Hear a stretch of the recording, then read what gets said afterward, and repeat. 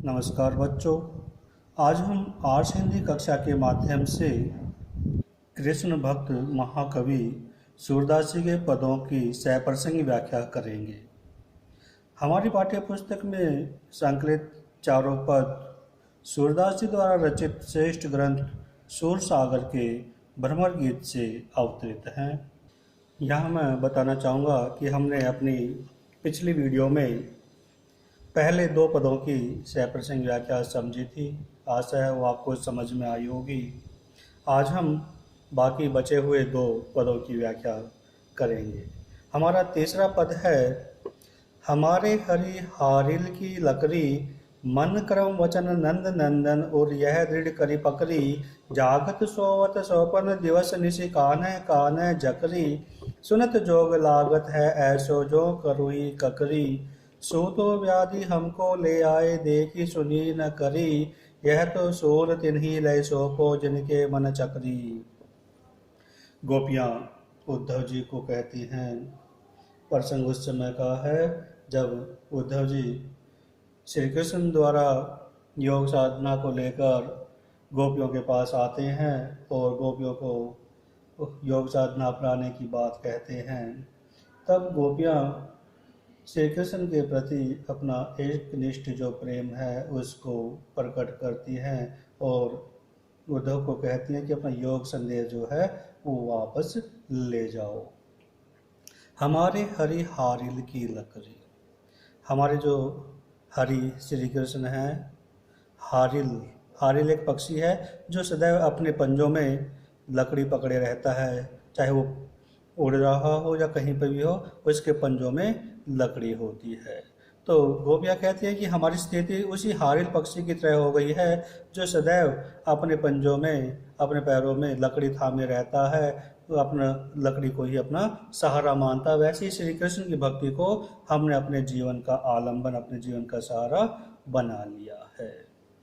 मन क्रम वचन नंदन, और यह दृढ़ करी पकड़ी, हमने इसको मन से, वचन से, कर्म से, नंद नंदन, और नंद बाबा का जो नंदन है अर्थात नंद बाबा के जो बेटे हैं श्री कृष्ण, उनको और अपने हृदय में यह दृढ़ करी पकड़ी, पूरी दृढ़ता से पकड़ लिया है, जकड़ लिया है। जिस प्रकार हारिल पक्षी अपने पंजों में लकड़ी को कसकर पकड़े रहता है, मजबूती से पकड़े रहता है, वैसे ही हमने भी श्री कृष्ण की भक्ति को, प्रेम को अपने मन, कर्म और वचन से दृढ़ता पूर्वक पकड़ लिया है। उनकी भक्ति को हमने दृढ़ता से स्वीकार कर लिया है।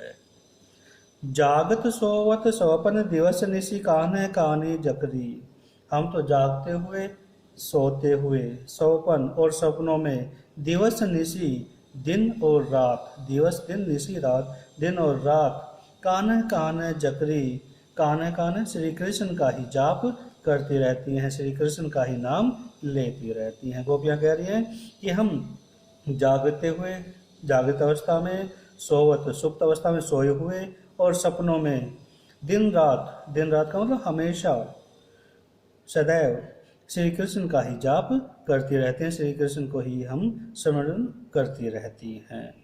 सुनत जोग लागत है ऐसो जो करोई ककरी, आपने जो योग का संदेश हमें सुनाया है, सुनत सुनकर, जोग योग का, लागत है जो संदेश है वो ऐसा लगता है जो जैसे करुई ककड़ी, हमने कड़वी ककड़ी खा ली हो। जिस प्रकार कड़वी ककड़ी खाने से मन व्यथा से भर जाता, दुख से भर जाता है, ठीक वैसे ही योग का संदेश सुनते ही हमारे मन में दुख का उद्गार हो जाता है।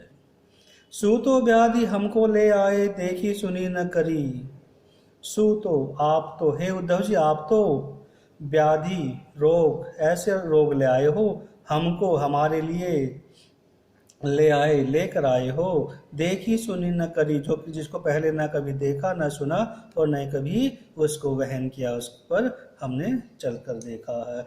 हे उद्धव जी आप तो योग रूपी ऐसी बीमारी, ऐसा रोग ले आए हो जिसको न तो हमने पहले कभी सुना, ना देखा और न ही कभी उसको अपनाया। यह तो सूर तिन्ही लय सोपो जिनके मन चकरी, सूरदास जी कहते हैं कि गोपियाँ उद्धव जी को कहते हैं कि उद्धव जी ये रोग तो तिन्ही लय सोपो, तिन्हीं उन्हीं को लय सौंप ले जाकर सौंप दो, जिनके मन चक्री, जिनके मन में चक्कर है, जिनके मन में दूसरों को दुविधा में डालने की बात है, जिनका मन स्थिर नहीं रहता, अर्थात श्री कृष्ण को ही ले जाकर ये लोग, ये जो संदेश है ये वापस सौंप दो।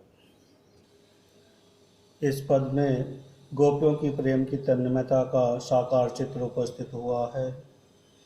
माधुर्य गुण युक्त साहित्यिक ब्रज भाषा का प्रयोग हुआ है और साथ में यहाँ हम कह सकते हैं कि तत्सम तद्भव और देश शब्दावली का भी प्रयोग हुआ है।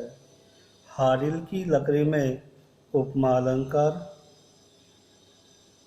सुनत जोग लागत है ऐसो जो करुई ककरी में उत्प्रेक्षा अलंकार, कान्हे कान्हे में पुनरुक्ति प्रकाश अलंकार, करुई ककरी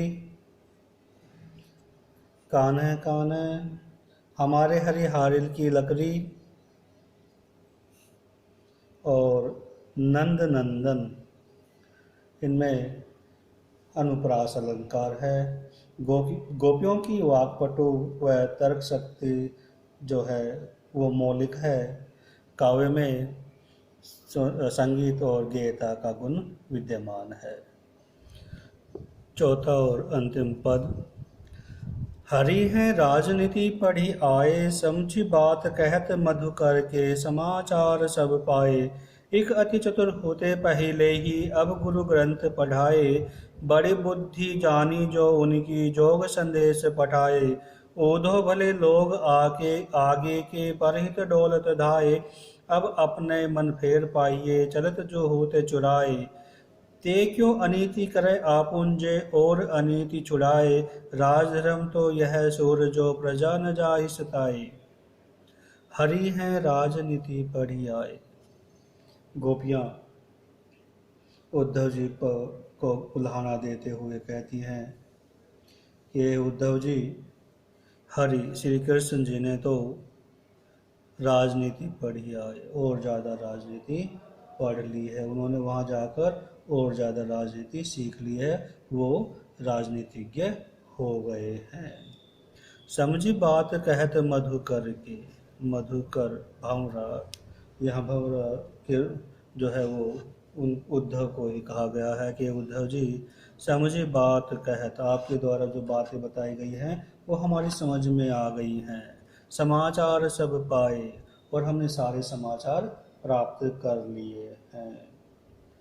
एक अति चतुर होते पहले ही, एक तो अति चतुर बहुत ज़्यादा चालाक होते थे पहले से। एक तो श्री कृष्ण जी पहले से ही बहुत ज़्यादा चालाक थे, चंचल थे।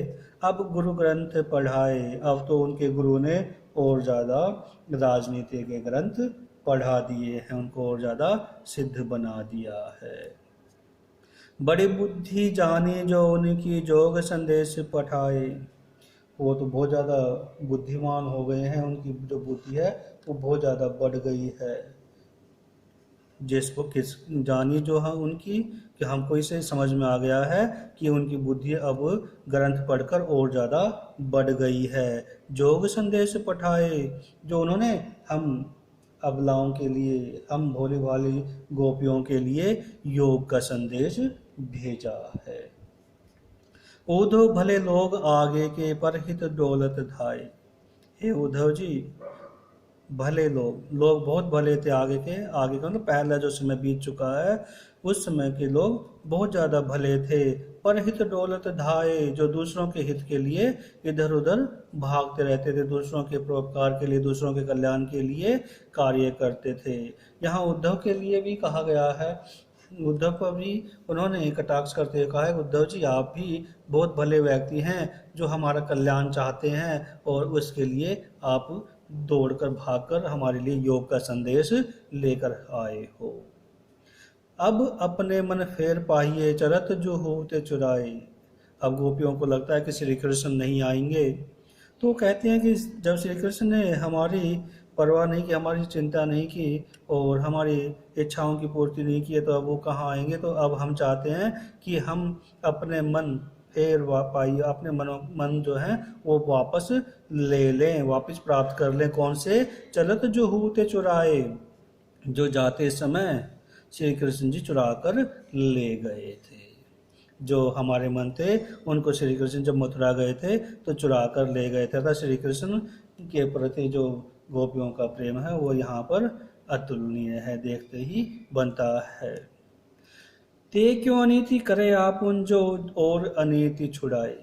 ते वे क्यों अनीति करें आपुन, अपने आपुन स्वयं अनीतिपूर्ण व्यवहार क्यों कर रहे हैं। जे और अनीति छुड़ाए, जो दूसरों की अनीति, दूसरों के अन्याय के व्यवहार को छुड़ाना चाहते हैं, जो दूसरों को सुधारना चाहते हैं, दूसरों को के द्वारा जो न्याय करने की, अन्याय करने की जो नीति है उसको बदलना चाहते हैं, तो स्वयं क्यों उस रास्ते पर चल रहे हैं। राजधर्म तो यह सूर जो प्रजा न जाहिस्ताए। सूरदास जी कहते हैं कि वो गोपियाँ उद्धव को कहती हैं कि राजा का धर्म तो ये होता है कि किसी भी अवस्था में उसकी प्रजा को दुखी न किया जाए। राजा का जो श्रेष्ठ धर्म है, राजधर्म है, वो यही कहता है कि किसी भी अवस्था में उसकी प्रजा दुखी न हो, किसी तरह का उसको कष्ट न हो। यहाँ गोपियों को दुखी करना कृष्ण के राजधर्म के बारे में बताया गया है। और यहाँ कहने का भाव यह है कि गोपियाँ चाहते हैं कि श्री कृष्ण गोपियों के पास आए, उनको स्थानाबंद करें और उनकी जो प्रेम और भक्ति है उसको स्वीकार कर लें। यहाँ साहित्यिक ब्रज भाषा का प्रयोग हुआ है। उद्धव जी के द्वारा श्री कृष्ण के ऊपर उलाहना दिया गया है। साथ में गोपियाँ उद्धव को भी ताना मारती हैं कि उन्होंने श्री कृष्ण के साथ रहकर राजनीति सीख ली है। और राजधर्म का याद दिलाना सूरदास जी की जो लोक धर्मिता है उसको दर्शाता है। बड़ी बुद्धि में अनुप्रास अलंकार है, चलत चुराए में अनुप्रास अलंकार है। गोपियों का जो तर्क है वो देखते ही बनता है। तत्सम तद्भव शब्दावली का प्रयोग हुआ है और वार्तालाप शैली का प्रयोग देखते ही बनता है। व्यंजना शब्द शक्ति का प्रयोग हुआ है। बच्चों, ये थे सूरदास द्वारा रचित पदों की व्याख्या। आशा आपको समझ में आए होंगे, आपको मार्गदर्शन में सहायक होंगे। अगली जो हमारी वीडियो आएगी उसमें हम सूरदास के पदों के जो प्रश्न अभ्यास हैं उनको समझेंगे।